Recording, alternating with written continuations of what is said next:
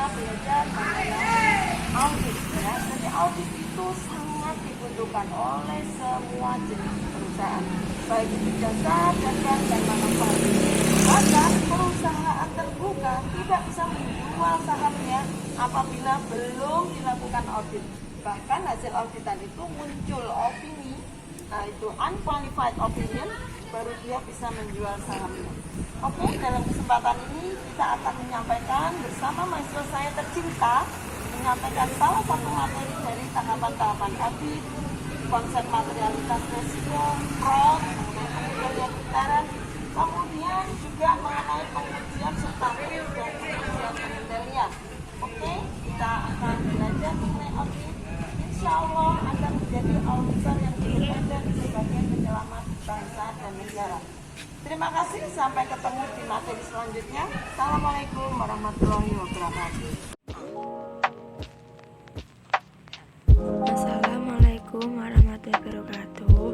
Perkenalkan, nama saya Devita Amelia Febriani, Fakultas Ekonomi, jurusan S1 Akuntansi, Universitas Islam Nusantara Semarang. Di sini saya akan menjelaskan video tentang deteksi fraud. Sebelumnya kalian tahu nggak sih apa itu deteksi fraud? Deteksi fraud adalah segala perbuatan yang dicirikan dengan kepercayaan untuk mendapat uang, aset, jasa, atau pencegahan pembayaran atau kerugian untuk menjamin keuntungan.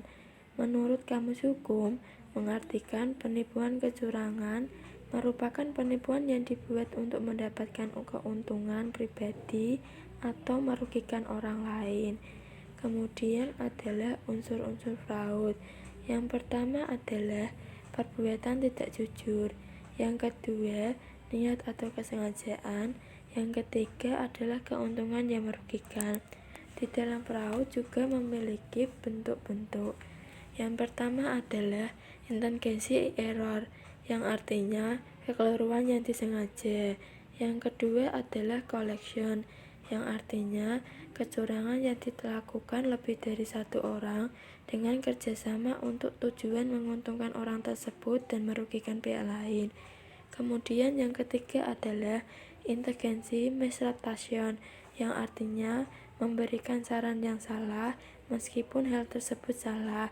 Kemudian yang keempat adalah manajemen fraud, yang artinya memberikan informasi yang bisa dalam laporan keuangan.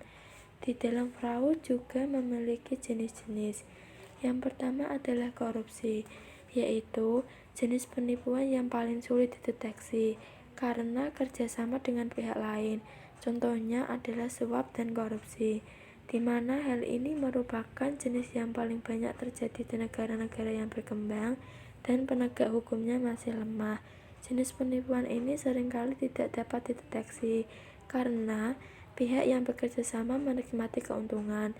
Ketentuan di dalamnya adalah konflik kepentingan, penyuapan, penerimaan yang tidak sah atau ilegal, dan pemasaran secara ekonomi. Jenis yang kedua adalah penyimpanan atas aset. Penyimpanan atau perampokan aset atau harta perusahaan atau pihak lain ini merupakan bentuk penipuan yang paling mudah dideteksi karena sifatnya tablik atau dapat diukur atau dihitung. Yang kemudian ketiga adalah pernyataan palsu atau salah pernyataan. Pernyataan ini meliputi tindakan yang dilakukan oleh pejabat atau eksekutif suatu perusahaan atau instansi pemerintah untuk menutupi kondisi keuangan yang sebenarnya dengan melakukan rekayasa keuangan dan tidak melakukan rekayasa keuangan. Di dalam fraud ini juga memiliki potensi pribadi seseorang yang dapat dilakukan. Yang pertama adalah positioning. Di dalam positioning ini, posisi seseorang atau fungsi dalam organisasi dapat memberikan kemampuan untuk membuat atau memanfaatkan kesepakatan untuk penipuan. Seseorang dalam posisi otoritas memiliki pengaruh lebih besar atas situasi tertentu atau lingkungan. Yang kedua adalah inteligensi and kreatif. Di dalam inteligensi ini, pelaku kecurangan memiliki pemahaman yang cukup dan mengeksploitasi kelemahan pengendalian internal dan untuk menggunakan posisi, fungsi atau aksar berwarna untuk keuntungan terbesar. Kemudian yang ketiga adalah confident atau ego. Di dalam confident ini, individu harus memiliki ego yang kuat dan keyakinan yang besar dia tidak akan terdeteksi.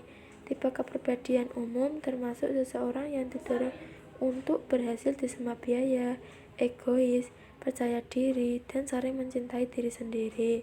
Yang keempat adalah koreksi. Di dalam koreksi ini, pelaku kecurangan dapat memaksa orang lain untuk melakukan menyembunyikan penipuan. Seseorang individu dengan kepribadian yang persuasif dapat lebih berhasil meyakinkan orang lain untuk pergi bersama dengan penipuan atau melihat orang lain. Kemudian yang kelima adalah deteksi. Di dalam deteksi ini, penipuan yang sukses membutuhkan kebohongan efektif dan konsisten. Untuk menghindari deteksi, individu harus mampu berbohong meyakinkan dan harus melacak cerita secara keseluruhan. Kemudian yang keenam adalah stres. Di dalam stres ini, individu harus mampu mengendalikan stres karena melakukan tindakan kecurangan dan menjaganya agar tetap tersembunyi.